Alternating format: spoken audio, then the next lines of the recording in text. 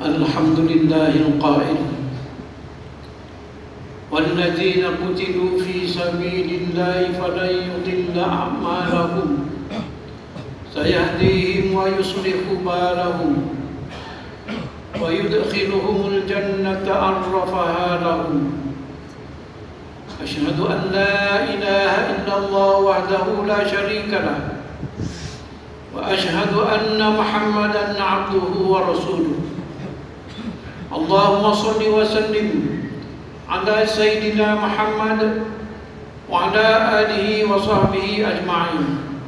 Amma ba'd.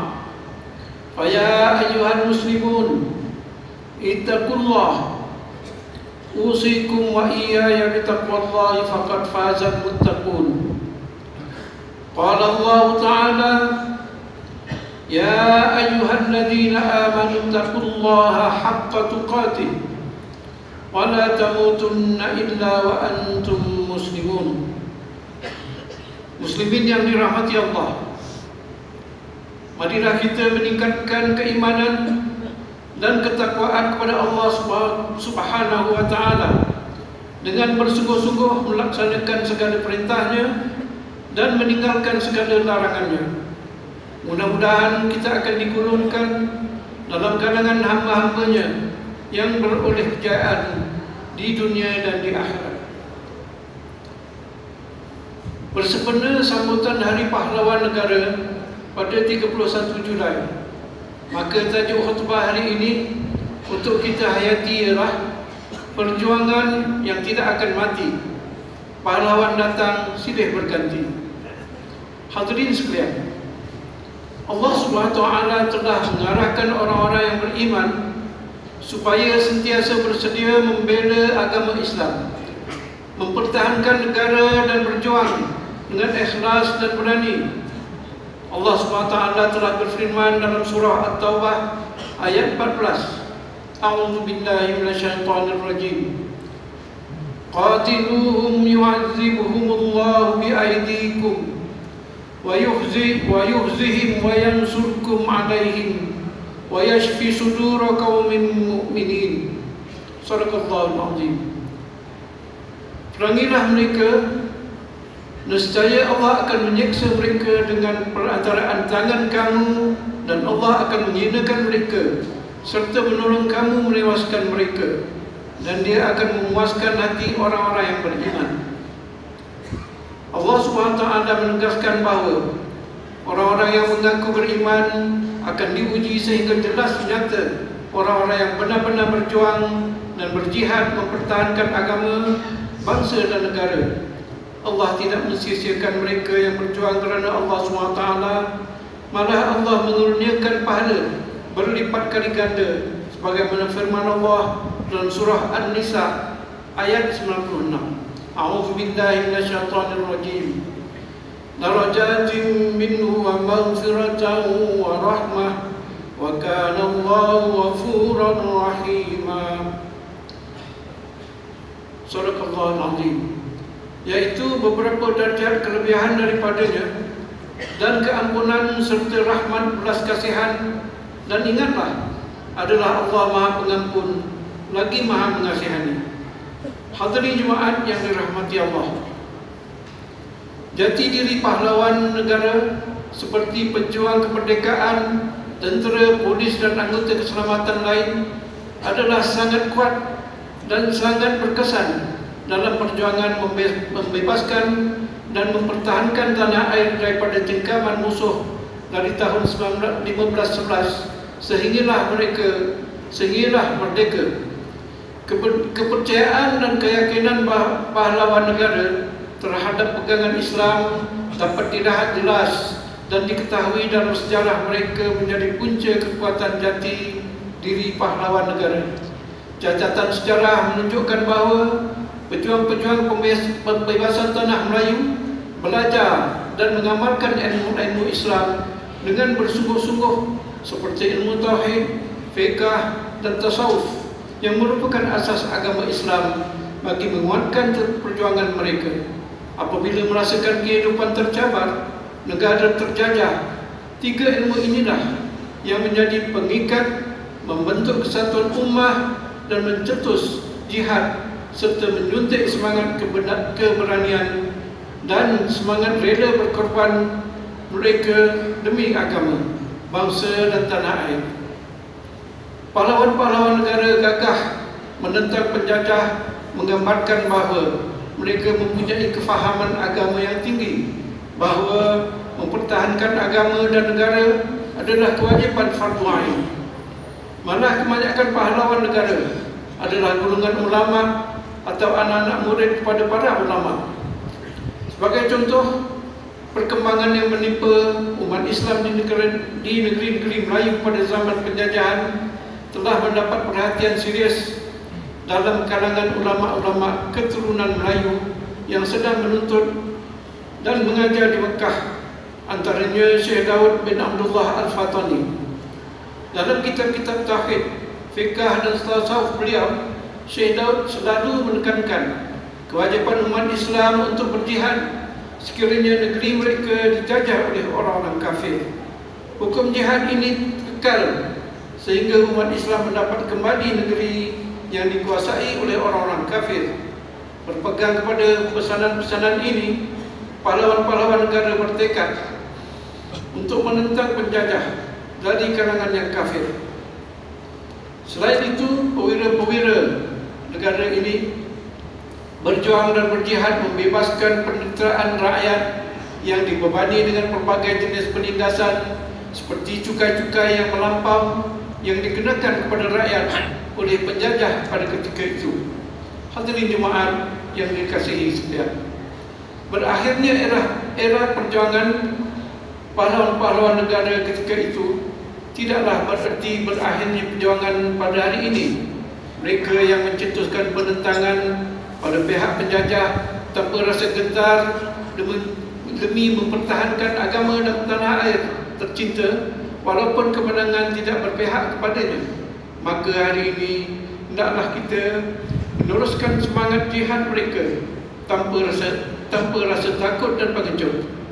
Bagi mereka, perjuangan itu bukan dinilai sama ada kalah maupun menang, tetapi apa yang penting adalah semangat juang yang ikhlas mempertahankan maruah agama Islam, bangsa dan negara demi menegakkan keadilan dan kebenaran. Janganlah pula kita gadaikan kesucian agama, rosakkan diri dan musnahkan keluarga dengan penyakit tamak dan dengki mencari kepentingan dunia, harta, pangkat dan kedudukan. Bagi mereka, kebenaran dan keikhlasan berjuang bukan untuk memperoleh sanjungan dan pujian, sudah pasti akan menghasilkan kejayaan di dunia dengan keamanan, kejayaan di akhirat dengan syurga. Mereka yakin perjuangan ini akan diteruskan oleh pejuang warisan yang seterusnya dengan syarat jika generasi pada hari ini mempunyai jati diri yang beriman, beramal soleh dan berakhlak mulia seperti jati diri mereka. Hari ini pengorbanan pahlawan-pahlawan dan perwira-perwira negara seakan sudah luput daripada ingatan kita apabila amat payah untuk mendengar kisah-kisah mereka. Orang sekarang sudah tidak lagi memberi perhatian tentang cerita-cerita perjuangan mereka. Ramai yang lebih suka cerita cinta dan cerita politik. Itu belum kita ada yang memandang rendah jasa anggota pasukan keselamatan kita. Bukan sedikit juga pada hari ini yang lebih simpati terhadap orang politik berbanding terhadap pejuang kita.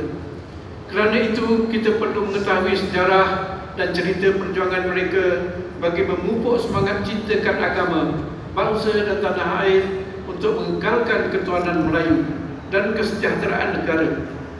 Sesungguhnya, sejarah mereka sendiri akan mendorong kita kepada kefahaman dan perpaduan.